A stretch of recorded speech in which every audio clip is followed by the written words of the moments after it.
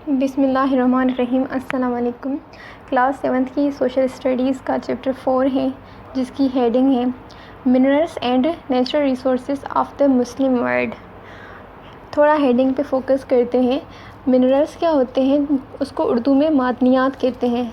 मतलब कि वो चीज़ें जो हमें, और नेचुरल रिसोर्सेज सेम बात होगी कि जो हमें कुदरत की तरफ से रिसोर्सेज मिले हैं। एक रिसोर्सेज वो होते हैं जो इंसानों ने खुद बनाए अपनी ज़रूरत के मुताबिक, ठीक है। और नेचुरल रिसोर्सेज का मतलब हो जाएगा जो कुदरत की तरफ से हमें मिले हैं।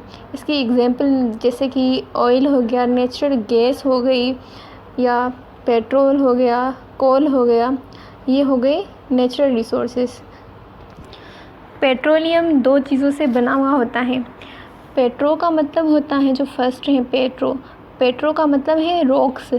रॉक्स को उर्दू में कहते हैं चट्टान। और लियम का मतलब होता है ऑयल यानी तेल। ये एक मिक्सचर होता है किन चीज़ों का बना, गैस का बना, सॉलिड, लिक्विड, अर्थ इम्प्योरिटीज़। अर्थ इम्प्योरिटीज़ का मतलब होता है जो ज़मीन की गंदगी होती है, और साल्ट। ये एक मिक्सचर होता है इन चीज़ों का। और ये सारी जो चीज़ें होती हैं ये होती हैं नेचुरल प्रोडक्ट्स जो कुदरती की तरफ से हमें मिली हुई होती हैं।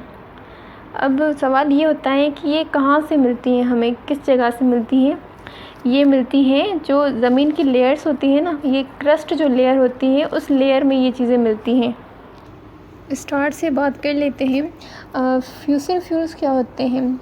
कहा जाता है कि जो पुराने ज़माने में जानवर होते थे, प्लांट्स होते थे, जैसे कि डायनासोर्स वगैरह जो पहले ज़माने में थे, काफ़ी 100 साल पहले जो ज़माने में थे, जब वो मर जाते थे, उनकी तो नस्लें ही अब ख़त्म हो चुकी हैं। जब वो काफ़ी सारे प्लांट्स जो होते थे वो जब दफन हो जाते थे मर के, जब तबाही और बर्बादी की वजह से उनके ऊपर मिट्टी आ जाती थी, तब हाई प्रेशर की वजह से, हाई टेम्परेचर की वजह से, और absence of air. Absence of air का मतलब होता है हवा की गैर मौजूदगी की वजह से वो जो उनकी बॉडीज़ थी जो दफन हो चुकी थी, वो एक बैक्टीरिया में बदल जाती थी, जिसको कहते हैं केरोगन। वो एक बैक्टीरिया का नाम है, केरोगन में बदल जाती थी। काफ़ी 100 साल के बाद बैक्टीरिया जो होता था वो डिकम्पोज़ हो जाता था, यानी जो उनकी बॉडीज़ थी उनके ऊपर एक बैक्टीरिया लग जाता था, फिर वो उनको डिकम्पोज़ कर देता था। फिर उस डिकम्पोज़ को ही हम कहते हैं क्रूड ऑयल। क्रूड ऑयल का मतलब होता है कच्चा तेल। जितने भी नेचुरल रिसोर्सेज होते हैं, जब भी वो मिलते हैं हमें ज़मीन से, ज़मीन की जो लेयर होती हैं, क्रस्ट लेयर, तब क्या होता है हर चीज़, कितने भी मतलब रिसोर्सेज होंगे नेचुरल रिसोर्सेज, वो सारे इम्प्योर होते हैं, मतलब क्रूड होते हैं। जैसे कि ऑयल मिल गया तो ऑयल, वो ऑयल नहीं होगा जो हम यूज़ करते हैं, वो होगा कच्चा तेल यानी क्रूड ऑयल होता है, जिसकी जो कलर होता है वो होता है थिक एंड ब्लैक कलर, वो काफ़ी थिक होता है। जो भी चीज़ इम्प्योर होती है उसको प्योर किया जाता है। उसका बेहतरीन तरीका ये होता है कि इलेक्ट्रोलाइटिक रिफाइनिंग की जाती है उसकी। बिजली के इस्तेमाल से इलेक्ट्रिसिटी सप्लाई की जाती है एनोड और कैथोड में। कोई भी चीज़ हो, अगर वो पेट्रोल होता है तो उसके लिए थोड़ा प्योर पेट्रोल इस्तेमाल किया जाता है ताकि उसको प्योर किया जाए, इम्प्योर को प्योर किया जाए।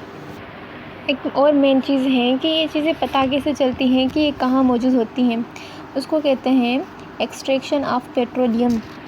बड़ी कंपनियां अच्छे जियोलॉजिस्ट ढूंढती हैं ताकि वो ज़मीन और समंदर के ऊपर साइन ढूंढे कि कहाँ पर वो ऐसी जगह होती हैं जहाँ पर उसके नीचे गैस हो गया, पेट्रोल हो गया, या बाकी नेचुरल रिसोर्सेज मिल सकें।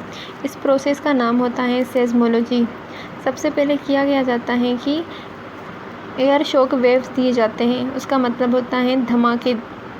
फिर जहाँ उनको निशानियाँ मिलती हैं कि यहाँ पर ये चीज़ें मौजूद हो सकती हैं, तो वहाँ पर फिर ड्रिलिंग स्टार्ट की जाती है। कुछ ख़ास मशीनें होती हैं उनके ज़रिए। केसिंग पाइप होता है, केसिंग पाइप के ज़रिए उस ख़ास जगह की ड्रिलिंग की जाती है। उसके बाद 3 कंडीशंस होती हैं। ये 3 कंडीशन होती है कि या तो यहाँ पर ऑयल होगा, या फिर गैस होगी, या फिर दोनों ही चीज़ें होती हैं। आफ्टर दिस जब मिल जाती हैं, जो भी चीज़ें मिल जाती हैं उसको निकाला जाता है।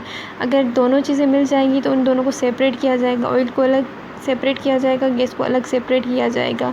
फिर उसके बाद जो क्रूड ऑयल होता है उसको अलग से प्रोसेस के लिए भेजा जाता है ताकि वो इम्प्योर हो जाए, और फिर वो इम्प्योर होने के बाद बड़ी तादाद में भेजा जाता है अलग अलग कंट्रीज़ में। अपनी कंट्री की ज़रूरत पूरी होती है उससे।